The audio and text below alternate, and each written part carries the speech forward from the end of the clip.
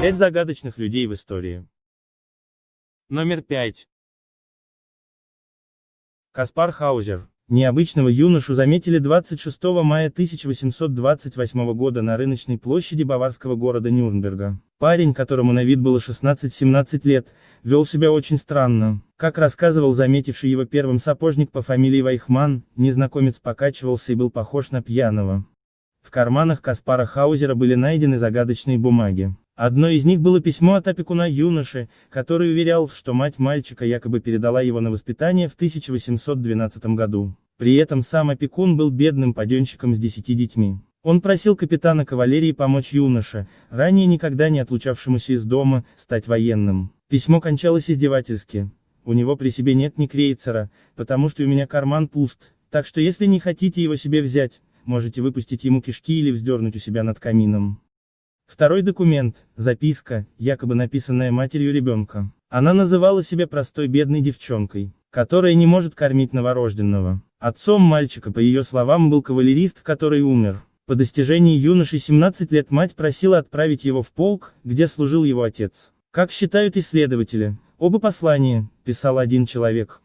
По мере наблюдений за незнакомцем у полиции появлялось все больше вопросов. Оказалось, что юноша мог произносить лишь фразы «я не знаю», «мой дом», «не желаю быть кавалеристом», как мой отец. Но он не понимал, что говорит, повторяя механически заученные сочетания слов. С окружающими этот человек объяснялся жестами, а его взгляд не выражал никаких эмоций.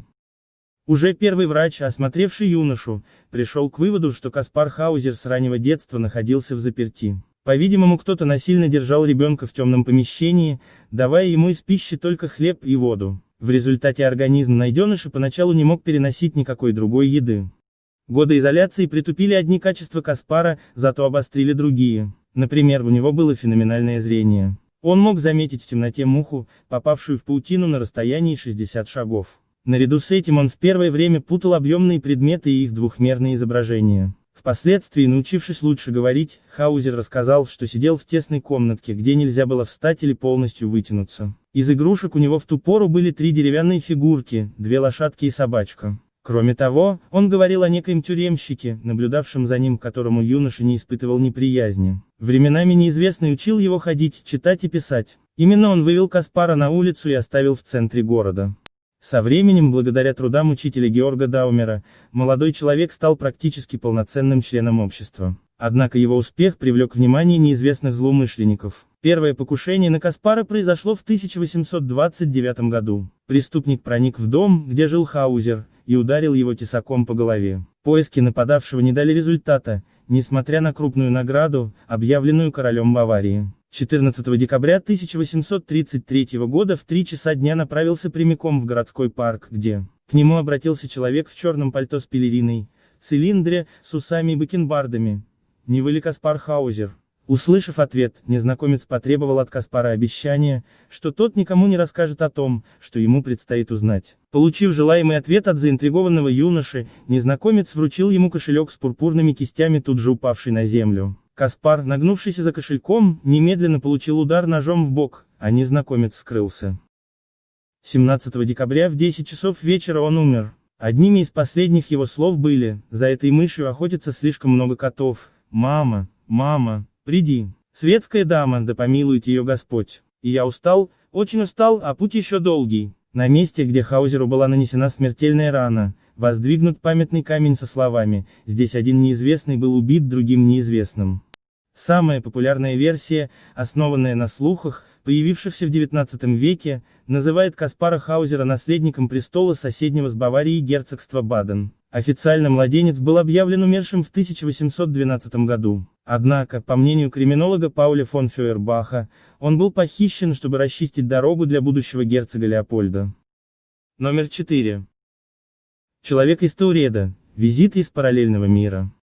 В 1954 году в Японии, в токийском аэропорту Ханэйда Аэропорт, тысячи пассажиров спешили по своим делам. Однако один пассажир, казалось, не принимает в этом участие. По какой-то причине этот внешне абсолютно нормальный мужчина в деловом костюме привлек внимание охраны аэропорта. Его остановили и начали задавать вопросы. Мужчина отвечал на французском, но свободно говорил также еще на нескольких языках. В его паспорте стояли печати из множества стран, включая Японию. Но этот человек утверждал, что приехал из страны под названием Таурет, расположенной между Францией и Испанией. Проблема заключалась в том, что ни на одной из предложенных ему карт в этом месте не было никакого Тауреда, там находилась Андорра. Этот факт мужчину сильно опечалил. Он сказал, что его страна существовала столетия и что у него даже есть ее штампы в паспорте. Обескураженные сотрудники аэропорта оставили мужчину в гостиничном номере с двумя вооруженными охранниками за дверью, а сами попытались найти больше информации об этом человеке. Они не нашли ничего.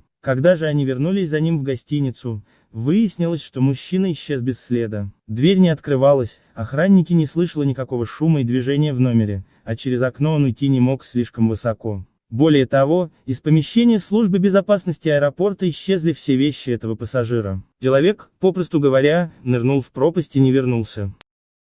Номер 3. Дэн Купер. Это случилось 24 ноября 1971 года в международном аэропорту Портленда, где на борт самолета, следующего в Сиэтл, сжимая в руках черный портфель, поднялся человек, купивший билет по документам на имя Дэна Купера. После взлета Купер передал стюардессе записку, в которой говорилось, что в портфеле у него бомбы и его требования – $200 тысяч и 4 парашюта. После приземления самолета в Сиэтле преступник освободил 36 пассажиров взамен на деньги с парашютами, привезенные властями. Однако задержал членов экипажа и приказал им лететь в Мехико. Около 20 часов ровно преступник открыл заднюю дверь самолета со встроенным бортовым трапом и выпрыгнул где-то между Сиэтлом и Рино. Агенты ФБР и местная полиция обыскали самолет, однако Купера там уже не было. С тех самых пор его больше никто не видел. В 1980 году на берегу реки Колумбии нашелся пакет с полусгнившими 20-долларовыми купюрами, в котором было всего около $6 тысяч. Следствие по серийным номерам банкнот подтвердило, что это часть денег Купера. Номер 2. Зеленые дети Вулпита. В XII веке в английской деревушке Вулпит графства Суффолк. В один из летних дней, местные жители проверяли волчью ловушку, представлявшую простую яму. На дне ямы они увидели мальчика и девочку лет по 10 в одежде незнакомого покроя, сшитой из неизвестной материи. Но самым удивительным был зеленоватый цвет их кожи. Дети выглядели вполне здоровыми и говорили на незнакомом языке. Не зная, что с ними делать, жители деревни отвели их к местному помещику сэру Ричарду де Кални и оставили их на его попечение. С этого момента начались странности. Дети начали плакать и что-то обсуждать между собой на своем языке. От обычной еды они отказались, хотя и показывали, что голодны. Единственное, что они ели, это фасоль, горох и бобовые, но постепенно приобщились к хлебу. Однако через некоторое время мальчик заболел и умер. Девочка, похоже, приспособилась к своей новой жизни и даже стала говорить на английском языке. Она объяснила, что мальчик является ее братом, и они пришли издалека из-под земли, где нет солнца и всегда темно, и местные жители имеют зеленый цвет кожи.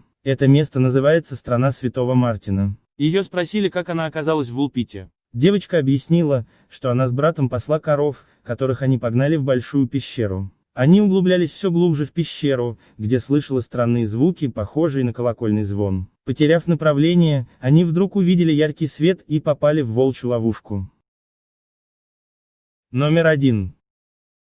Билли Миллиган. Американский гражданин, один из самых известных людей с диагнозом множественная личность в истории психиатрии. Расщепление личности Миллигана насчитывали 24 полноценных личности, из которых 10 были основными, сам Миллиган как главная личность. Артур Смит – утонченный, образованный, уравновешенный, рассудительный англичанин. Говорит с британским акцентом. Рейджин – меткий стрелок, специалист по карате, обладает исключительной силой. Ален – мошенник, манипулятор, обладает прекрасным красноречием. Томми – мастер побегов, может открыть любой замок. Дэвид – очень чувствительный и восприимчивый, но рассеянный. Кристин – смышленая маленькая англичанка, умеет читать и писать печатными буквами. Кристофер – послушный и одновременно очень озорной ребенок. Адалана – девушка-лесбиянка. Дэнни – 14 лет, боится людей, особенно мужчин. В конце 1970-х годов его судили в получившем широкую известность в судебном процессе в штате Огайо, США. Миллиган обвинялся в нескольких ограблениях и 3 изнасилованиях, однако его адвокаты заявили о невменяемости своего подзащитного, утверждая, что преступления были совершены 2 его альтернативными личностями и без ведома самого Миллигана. В результате он был оправдан, но направлен на психиатрическое лечение до тех пор, пока он не выздоровеет. Билли Миллиган стал первым человеком, оправданным в ходе судебного процесса по причине диагноза множественной личности. В 1988 году после 10 лет в психиатрической клинике Миллиган был признан выздоровевшим и был выписан.